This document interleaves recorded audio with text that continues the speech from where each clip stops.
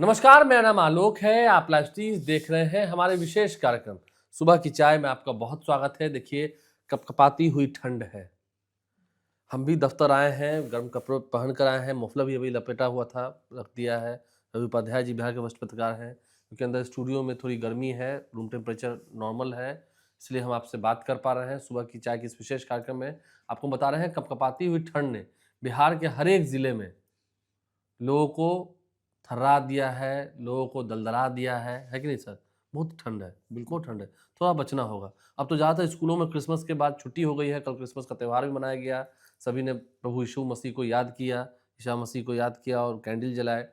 लेकिन अब ज़्यादातर स्कूलों में छुट्टियाँ हो गई हैं और प्रशासन की ओर से भी जहाँ-जहाँ पर परीक्षाएँ होनी हैं, उसमें भी कहा गया कि 10 बजे के बाद और 3 बजे से पहले, दोपहर 3 बजे से पहले ये शैक्षणिक कार्य कर लेने होंगे। ये भी आदेश दिया गया है। देखिए, निश्चित रूप से ठंड ने हाड़ कंपकपा दिया है।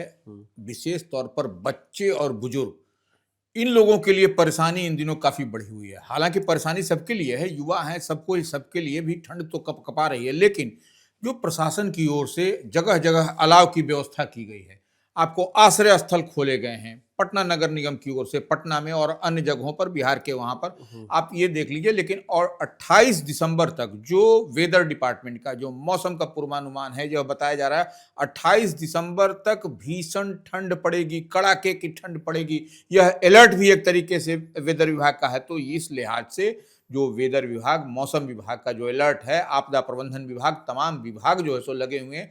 प्रशासन भी, नीतीश गवर्नमेंट भी लगी हुई है कि ठंड से आम आवाम को, और विशेष तौर पर जो रिक्शा पड़ाव, टमटम पड़ाव, इन सब जगहों पर आप देखिए कि किस तरीके से अलाव की व्यवस्था रात भर की गई है। प्रमुख चौक चौराहों पर आप डगमंगला चौराहा जाइए, वहां पर देखिए, रामगुलाम चौक पर जाइए, आप मंदिरी के पास में आप जाइए, वहां पर देखिए कि वहां पर भी जो रिक्शा पड़ाव, टमटम पड़ाव, वहां पर भी जो आश्रय स्थल है, वहां पर भी व्यवस्था। तो यह तमाम जगह व्यवस्था की गई है। बावजूद इसके ठंड से बचने की जरूरत है। ठंड से बचने की ज़रूरत है, ये एक बड़ी बात है। अब थोड़ा सतर्क रहना होगा। बच्चों के लिए भी घर में हीटर हैं, ब्लोअर हैं। और देखिए, हम उन लोगों के बारे में भी आपसे अपील करना चाहेंगे, जिनका कोई नहीं है, जो सड़क किनारे सोते हैं। अगर आपके पास गर्म कपड़े हैं, घर में कुछ ऐसी शाल है, वो रखा हुआ है, प्लीज़ घर से बाहर निकलिए, थोड़े समय के लिए ही बिल्कुल। गर्म कपड़े पहन कर निकलिए और उनमें कुछ दान कर दीजिए। अगर है तो पर्याप्त है आपके पास, कुछ ऐसे रखा हुआ पुराना है, वो पुराना से ही उनका दिन गुज़र जाएगा, उनको अच्छा लगेगा। मतलब गरीब के लिए हाथ बढ़ाइए, आगे बढ़िए, ये हम उम्मीद करेंगे। आप तो ब्लोअर चलाकर, हम खुद रात को हीटर चलाकर रूम में आराम से सो जाते हैं कंबल तान कर। ज़रा उनके बारे में भी सोचिए जो असहाय हैं, जो निर्धन हैं, जो सही में सड़क किनारे सोते हैं। उनको आज आपकी ज़रूरत है। घर से निकलिए, मदद कीजिए।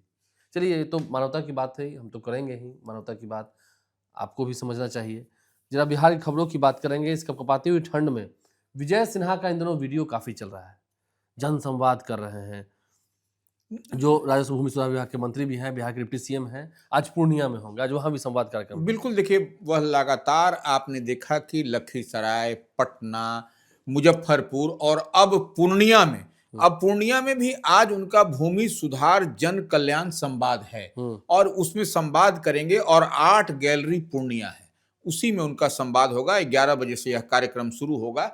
तो देखिए, विजय सिन्हा जो राजस्व एवं भूमि सुधार विभाग उप मुख्यमंत्री हैं नीतीश गवर्नमेंट में, भारतीय जनता पार्टी कोटे से, वह अब चाह रहे हैं कि राजस्व एवं भूमि सुधार विभाग जो अभिलेख होता है, वह जो है सो कंप्यूटराइज हो जाए। और पूरी तरीके से एक बात और बता देना चाहते हैं लाइव सिटीज के व्यूअर्स को कि राजस्व एवं भूमि सुधार विभाग की ओर से 1 जनवरी से राजस्व अभिलेखों की सत्यापित नकल केवल आपको ऑनलाइन ही मिलेगी। नंबर 1 बात समझ लीजिए, भौतिक सत्यापन अब नहीं होगा 1 जनवरी से। तो ये एक बड़ी बात है। और जितनी चीज आपको दिखाएगी, डिजिटल हस्ताक्षरित प्रतियां निर्गत होंगी, डिजिटली जो हस्ताक्षर होगा वह आपको मिलेगा। तो यह इतनी बात समझ लीजिए, ये बड़ी बात राजस्व एवं भूमि सुधार विभाग की ओर से, माने मंत्री की ओर से, विजय सिन्हा की ओर से जो पहल की जा रही है। और तमाम 1 जनवरी से आपको बदला हुआ स्वरूप दिखाई पड़ेगा। आपको हाथ में कागज दस्तावेज लेकर के नहीं, सब कुछ ऑनलाइन होगा। भौतिक सत्यापन जो जा करके कर्मचारी या बोलते थे कि भाई स्पॉट पर हम आएंगे, आपको देखेंगे आप हैं कि नहीं, और कर रहे हैं, अच्छा काम कर हाँ, रहे हैं, काफ़ी सराहना हो रही है। बिल्कुल। तो ये एक बड़ी बात, नए साल कर्मचारी से, क्यों नहीं हाँ, काम कर रहे हैं, रिश्वत तो नहीं ले रहे हैं, आम लोगों का काम कैसे अटका हुआ है, और इन दिनों उनके वीडियोस काफी वायरल हो रहे हैं, काफी चर्चा का विषय नहीं, है। कई राजस्व कर्मियों पर गाज भी गिरी गाज भी है, गिरी है। कई सीओ पर को और स्ट्रिक्टली उन्होंने ये किया। देखिए, जनता का काम करने के लिए वहां गए हैं ना, तो बिल्कुल। जनता का काम वो कर रहे हैं। मलाई खाने नहीं गए। नहीं, बिल्कुल। सराहनीय पहल है और काफी उनकी प्रशंसा हो रही है। विजय बिल्कुल, सिन्हा सही की, बात है। बिहार की डिप्टी सीएम है, अच्छा काम कर रहे हैं, लोगों की सुन रहे हैं, आम जनता की सुन रहे हैं। प्रशासनिक अधिकारी क्या कर रहे हैं वो भी सुन रहे हैं, ठीक है। जो कर्मचारी घपला कर रहे हैं वो भी देख रहे हैं और वहीं पर ऑन द स्पॉट निपटारा कर रहे हैं। तो विजय सिन्हा का ये बहुत ही अच्छा सराहनीय पहल है जो ये जनसंवाद के माध्यम से दिख रहा है। राजस्व भूमि सुधार विभाग के राजस्व भूमि सुधार विभाग के मंत्री हैं और दिखता है, काम दिखता है, जमीन पर काम दिखता है और ये होना भी चाहिए। ज्यादातर मामला जो है, जो विवाद है, वो जमीन से जुड़ा हुआ ही होता है। गांव वाले से काफी परेशान होते हैं, कार्यालय के चक्कर लगा के थक जाते हैं। तो विजय सिन्हा हर जिले में जा रहे हैं, आपने चुनकर भेजा है, आपने सरकार बनाया है, डिप्टी सीएम खुद आपके द्वार जा रहे हैं, जितना हो सके मदद कर रहे हैं। और इससे अधिकारियों में भी एक हलचल है, भाई गलत करोगे तो विजय सिन्हा छोड़ेगा तो देखिए, अब देखिए कर्मचारी तो खास करके, हाँ देखिए, राजस्व कर्मी, सीओ, डीसीएलआर जो उप समाहर्ता स्तर के अधिकारी हैं, तमाम तरह हड़कंप है। एक तरफ विभाग में काम करके देना है और परफॉर्मेंस वो चाह रहे हैं। गलत करेंगे तो विजय सिन्हा छोड़ेंगे नहीं। विजय सिन्हा नापते हुए दिखाई पड़ रहे हैं। कई राजस्व कर्मी और सीओ पर जो गाजगिरी है आप देख रहे हैं। और डीसीएलआर को भी उन्होंने कहा है कि काम हमको चाहिए, 100% काम करिए, नीतीश सरकार काम चाह रही है। तो निश्चित रूप से एक बड़ी लकीर खींच रहे हैं। चलिए, हम विजय सिन्हा की बात कर रहे थे, अच्छा काम कर रहे हैं। अब हम बात करेंगे जेडीयू के विधायक अमरेंद्र पांडे की। आजकल काफी चर्चा हो रही है, सोशल मीडिया पर काफी चल रहे हैं। क्यों चल रहे हैं, क्यों दिख रहे हैं? देखिए, एक तो क्या है, उन्होंने अभी हाल ही में जो बिहार विधानसभा के चुनाव हुए, चुनाव छोड़कर वो अपने भतीजे के लिए, जिन्हें वो अपना बेटा स्वरूप करते हैं, उनके इलाज में वो चले गए। बिल्कुल, लखनऊ चले गए, मतलब यूपी चले गए, और गोरखपुर में इलाज हुआ और लखनऊ में इलाज हुआ, सब जगह हुआ। वो रहे भी, दिल्ली में भी रहे। चुनाव से ज्यादा उन्होंने अपने भतीजे की परवाह की। बिल्कुल, चुनाव तो आते आते रहता है, हार जीत जनता के हाथ में है। काम किया तो जनता जिता कर भेजेगी, और जनता ने जिता कर भेजा भी है। बिल्कुल। अमरिंदर पांडे क्यों चर्चा में है, क्या किया उन्होंने? थावे प्रसिद्ध मंदिर है, माँ दुर्गा का प्रसिद्ध मंदिर है थावे, बिल्कुल, गोपालगंज में। वहां से सोने का मुकुट और हार चोरी हो गया था। पुलिस ने खैर एक व्यक्ति को पकड़ा भी है जो मास्टरमाइंड है, वो हत्या चाहा है।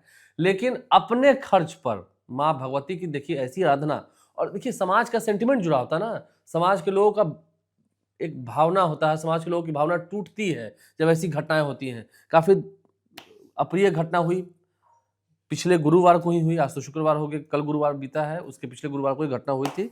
और एक हफ्ते के अंदर ही, अब तो 2-3 दिन बीत भी चुके हैं, 3-4 दिन के अंदर ही उन्होंने सोने का मुकुट, वैसा ही, उतना ही हैवी, और सोने का हार, रानी हार, सब माँ भगवती का श्रृंगार कराया। अपने पैसों से उन्होंने दान किया, भेंट चढ़ाई माँ भगवती को। और समाज के लोगों का जो मनोबल टूट रहा था, जो एक भावना होती है, श्रद्धा का भाव होता है, जिसमें एक कह सके टूटने की झलक दिख रही थी, उसे बचाया। हाँ, नहीं, देखिए, वो जेडीयू के विधायक कई बार जीते हैं। हाँ, लगातार जीतते आ रहे हैं। और उनका जो कुचायकोट से वो जीत करके आते हैं। और थावे मंदिर का यह मामला है जो चोरों ने अद्भुत काम किया। चोर भी किस नतीजे का बहुत गलत काम किया। वो माता का नर्क में जगह नहीं मिलेगी। वो श्रृंगार तो उतारा ही उतारा सोने का, और ये उसके बाद से जो राशि जो हम और आप दान पत्र पेटी देते हैं उसको भी लेते चले गए। तो ये तो निश्चित रूप से इस तरीके की माने जो वारदात, जो मामले आए, उजागर हुए हैं, निश्चित रूप से ऐसे सभ्य समाज में, सभ्य समाज में इस तरीके से नहीं होता। लेकिन अमरेंद्र पांडे और पप्पू पांडे जो बराबर आप समझ लीजिए समाज की सेवा में लगे रहते हैं, उन्होंने बेहतर काम किया है। और निश्चित रूप से उनके लिए आम आवाम सैल्यूट करती है, थैंक्स करती है, धन्यवाद देती है। आस्था की जो डोरी टूट रही थी, जो लचक रही थी, उसको बचाया है। बिल्कुल, बिल्कुल। लोगों की भावना उनकी आस्था से जुड़ी हुई थी। बिल्कुल, तो ये उन्होंने बेहतर काम किया है। और तमाम बिहार के लोग विशेष तौर पर जहां जहां जिनको आज मिलते उनको धन्यवाद का वो दे रहे हैं। लेकिन अब एक मसला और है। ये तो हुआ किस तरीके से पप्पू पांडे ने ये किया। अब देखिए, मनेर की बात हम लोग कर रहे थे। नहीं, पप्पू पांडे को देखिए, हम एक बार और कहेंगे, उनको कई लोग कहते हैं बाहुबली है। ठीक है, बाहुबली ऐसा होता है, नहीं, जब समाज पर कोई भारी मुसीबत आए, कोई आपदा आए, और उसे वो अपने सीने पर ले, समाज को ना सहने दे, अपने आगे बढ़कर अपना कलेजा दे कि हाँ ये मुसीबत हमसे टकरा कर दिखाए, और उस मुसीबत को चूर चूर कर दे, वैसा बाहुबली समाज को स्वीकार है। है वो बाहुबली, ठीक है, जनता का काम करते हैं, जनबली हैं, लोगों की, गरीबों की मदद करते हैं, ठीक है। कोई ऐसी बातें होती हैं जो नियम कानून से समझाई नहीं जा सकती हैं, थोड़ा लीक से हटकर समझाना भी उनको आता है। हई हाथ से समझवा तो समझवा, न तो हई हाथ से तो समझा ही दे। नहीं ठीक है, चलिए ये ठीक बात है। अब जरा हम आते हैं, ये जो यंगस्टर है, बिहार के युवा बढ़ रहे हैं, ये गलत ओर जा रहे हैं, गलत नशे की ओर जा रहे हैं। आप अभी सही करते हैं, मनेर में एक बड़ी वारदात हुई है। नहीं देखिए, मनेर में एक आपको जो एक मादक पदार्थ का, और वो मनेर थाना क्षेत्र पड़ता है, वहीं पर हॉस्पिटल मोड़ बोलता है, वहीं पर चाय की तफरी कर लीजिए, चाय का दुकान कर लीजिए। वो चाय का दुकान चलाता था, उसी की आड़ में वह जो सो नशे का धंधा करता था। वो अब जो पुलिस को सटीक इनपुट पटना पुलिस को मिली, और उसके बाद से स्पेशल टीम का गठन किया गया। स्पेशल टीम ने वहां पर छापेमारी की, और वहां से देखिए आपको स्मैक मिला है, बड़ी मात्रा में, भारी मात्रा में चरस मिला है, चरस मिला है। ये जो सूखा नशा का लत है, ये सूखा यंगस्टर में काफी बिल्कुल गलत बिल्कुल चल देखिए, गया पूर्ण है। शराबबंदी के बाद में बिहार के युवा इस ओर झुकाव, तो ये पटना पुलिस ने सटीक इनपुट के आधार पर वहां पर छापेमारी की और उस रैकेट का पर्दाफाश किया, जिसका कनेक्शन आपको बहुत दूर तक दिखाई पड़ेगा। अभी तो पुलिस जांच कर रही है, लेकिन ये स्मैक और ये चरस के अलावा वहां पर एक देसी कट्टा भी मिला है, और कारतूस मिले हैं, मैगजीन मिला है। और इतना ही नहीं, जब उसी के आधार पर उसके घर के पास में जो चाय का टफरी चलाता था, चाय का दुकान चलाता था, वहां पर 12,16,000 रुपया नगद समेत अन्य आपत्तिजनक सामान भी पुलिस ने बरामद किया है। यह एक बड़ी बात है, और निश्चित रूप से पटना पुलिस को थैंक्स की जो ड्राई नशा, सूखा नशा मने जो करने की कवायद में बिहार में युवाओं को जो अपने, अब देखिए मनेर कहाँ है, पटना से यहाँ पर जो युवा हैं वो मोटरसाइकिल से वहां चले जा रहे हैं सिर्फ सूखा नशा के लिए, और वहां से वह पैकेट लेकर के वह सूखा नशा, स्मैक और चरस लेकर पटना में सप्लाई जगह जगह हो रहा है। तो ये निश्चित रूप से इस रैकेट को पर्दाफाश हुआ है, इस रैकेट को तोड़ा है पुलिस ने, और ये सूखा नशा पर ये कंट्रोल करने की एक बड़ी कवायद दिखाई पड़ रही है। पुलिस ने भी अच्छा काम किया है, लेकिन युवाओं से भी अनुरोध है, इस ओर ना बढ़े। ये जीवन को नहीं, आपके परिवार को बर्बाद कर देगा। ये काफी गलत चीज है। इसके लिए तो कितना लोग अपना घर जमीन को बेच देते हैं, बहुत गलत चीज है। चलिए हम बात करेंगे राजधानी पटना की। पटना में एयरपोर्ट का और विस्तार हो, क्योंकि देखिए काफी फॉग है, कुहासा भी है। आज भी कुहासा था, मैं सुबह रहा था, तो कुहासे के कारण एयरपोर्ट पर जो फ्लाइट लैंडिंग हो रही है उसमें काफी समस्या आ रही है। पिछले दिन ही हमने देखा कि पटना से, दिल्ली से जो पटना फ्लाइट आ रही थी, कुहासे के कारण लैंड नहीं हो पाया और उसे डाइवर्ट करके रायपुर ले जाया गया। बिल्कुल, कितना कितना हाहाकार मचा, कितनी तकलीफें हुई लोगों को। तो आप समझ सकते हैं, इससे परेशानियों का सामना तो करना ही पड़ रहा है। लेकिन अब एयरपोर्ट को और बढ़ाना है, तो वो 900 मीटर की और जमीन मांग रहे हैं। रनवे को भी बढ़ाना होगा, एयरपोर्ट को भी विस्तार करना होगा। अब उसके लिए जू की जमीन छीननी होगी। देखिए, निश्चित रूप से जो रिक्वायरमेंट बताया जा रहा है एयरपोर्ट अथॉरिटी की तरफ से या एयरपोर्ट की ओर से, उड्डयन मंत्रालय की ओर से, कि लगातार पटना के जयप्रकाश नारायण अंतर्राष्ट्रीय हवाई अड्डा के उसके रनवे को बढ़ाना है, उसका एक्सपेंड करना है, उसका एक्सपेंशन होना है। तो उसके लिए रिक्वायरमेंट 900 मीटर चाहिए। तो उसी 900 मीटर में, जो आप ठीक कह रहे हैं, बीते दिन मुख्यमंत्री नीतीश कुमार उसी पटना जू में घूमते हुए नजर आए। उसी जू के जमीन को उसमें देना पड़ेगा उनको, तब जाकर के वो रनवे, या ऐसे कह लीजिए पटना के जयप्रकाश नारायण अंतर्राष्ट्रीय हवाई अड्डा जो है एयरपोर्ट, उसके जमीन और फैलाव होगा। सुंदर तो बनाया है पटना के जयप्रकाश नारायण अंतर्राष्ट्रीय हवाई अड्डा को, उसमें कहीं कोई दो मत, लेकिन रनवे को एक्सटेंड करना होगा, सो दैट तो फिर कोई बड़ा हादसा हो जाएगा। हाँ, ये देखिए फॉग का समय है, तो आप देख रहे हैं कि डिले हो रहा है, तमाम जो है फ्लाइटें रद्द हो रही हैं। देखिए ट्रेन तो आपको देख लीजिए कि विलंब से चल रही है, 6 घंटे, 7 घंटे, 8 घंटे। बस पर जो है सो दुर्घटना ही हो रहा है, ट्रेन राष्ट्रीय NH पर यहाँ पर, वो अलग विषय है। लेकिन आप ये बात समझिए कि पटना के जयप्रकाश नारायण अंतर्राष्ट्रीय हवाई अड्डा की ओर से लगातार मांग की जा रही है कि हमको 900 मीटर या हमको कुछ दे दीजिए, सो दैट कि हम बड़ा एरिया कवर कर सकें और फ्लाई जो है सो, अब जैसे यहाँ पर रनवे पर आप उतरिए, बड़े आप हवाई अड्डा पर उतरिए और यहाँ पर उतरिए, तो यहाँ पर बैठने करके आप उतरिएगा तो यहाँ पर गड़गड़ाहट आपको फील होगा कि आप जो है सो लैंड किए। लेकिन आप दूसरे एयरपोर्ट पर, दिल्ली के या बड़े आप एयरपोर्ट पर अगर यदि आपकी लैंडिंग होती है प्लेन की, तो उस पर आपको फील नहीं होगा। ये छोटा रनवे और ये बड़ा रनवे का ये टेक्निकली अंतर है। जू भी गए थे घूमने के लिए, देख रहे थे अधिकारियों के साथ। चलिए देखिए आगे क्या फैसला होता है, देखना होगा। आप लाइफ स्टाइल से बने रहे, कड़ाके की सर्दी पड़ रही है, थोड़ा बचाव रखें, अच्छा खाना खाएं, हेल्दी खाना खाएं, थोड़ा एक्सरसाइज भी करें। आप लाइफ स्टाइल के साथ बने रहें, आप स्वस्थ रहें, कुशल रहें, इसकी हम कामना करते हैं। हमारे चैनल को सब्सक्राइब कर लें, साथ साथ फेसबुक पेज भी लाइक करें। धन्यवाद।